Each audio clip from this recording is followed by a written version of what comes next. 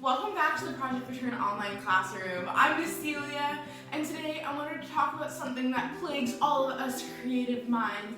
If you're like me and you like to do anything creative, this can happen to painters, any type of artists, and especially writers, we get a creative block. So in poetry, if we can't figure out anything to write, we call that a writer's block.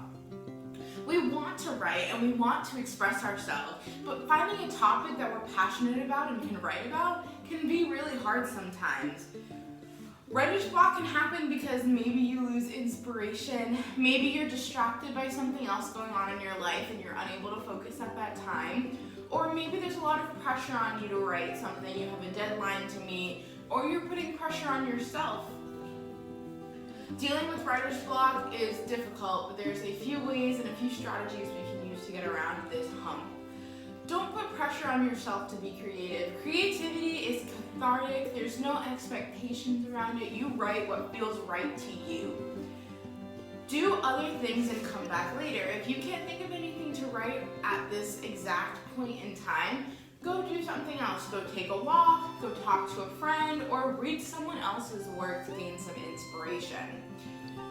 Try maybe using and experimenting with a different medium. If you're having a writer's block and you're trying to write a poem, go try to paint a painting, and then write your poem about that piece of work that you just created. Mixing mediums is a really interesting and fun way for us to get over that creative hump, and it's something that I personally do quite often. And you can also try something that's called mind mapping. And mind mapping is where we start with one singular thought, and it's a way for us to organize our thoughts and information. And we can branch out with new ideas and new thoughts from that single thought. And it's really good for helping us organize stream of consciousness writing and helping us to create topics and ideas that are related to our central theme of our writing. Now in this video, I know that those tips that I gave may not be providing you with the inspiration you need, so I wanted to give you a couple of prompts that you can use in your writing if you're experiencing a creative block. So here are the prompts that I personally use to get you going. Try describing a childhood memory. Be as descriptive as possible and use all 5 of your senses. Pick a random person you saw today and write about what you think their life is like. Are they married? Do they live alone? Do they have a dog? Or write a poem to yourself. Give yourself advice that you think that you need to hear.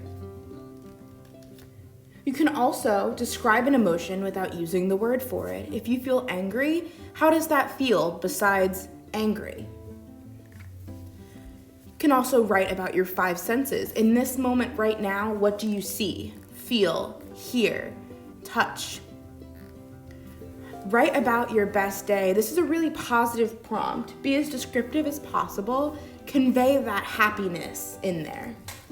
Or write about something that you really want, something that you've always wanted, or something that's just out of reach to you. Write about your favorite fairy tale or an old story. Change some of the titles or change some of the characters. Make it your own. You can also revise an old poem. Look at something you've previously written, go over it, and see how you can make it better. We can always improve our writing. Or write about a life-changing event. What was the day that you became a parent like? Or what about when you moved towns? You can also write about a social issue that you are passionate about. What affects you that you want to change? Write about that. Write about a story of something that you overcame. You are so much stronger than you know. What did you think would break you down, but instead made you stronger? Or write about a fantasy land. Write about fantasy animals and peoples and what the land looks like. Create your own story. Write about an inanimate object. Give it a personality. What is it like to eat? What does it do on the weekends?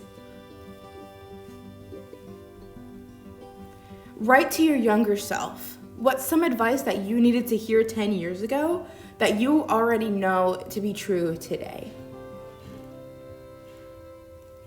Read somebody else's poem and write a response and how it makes you feel.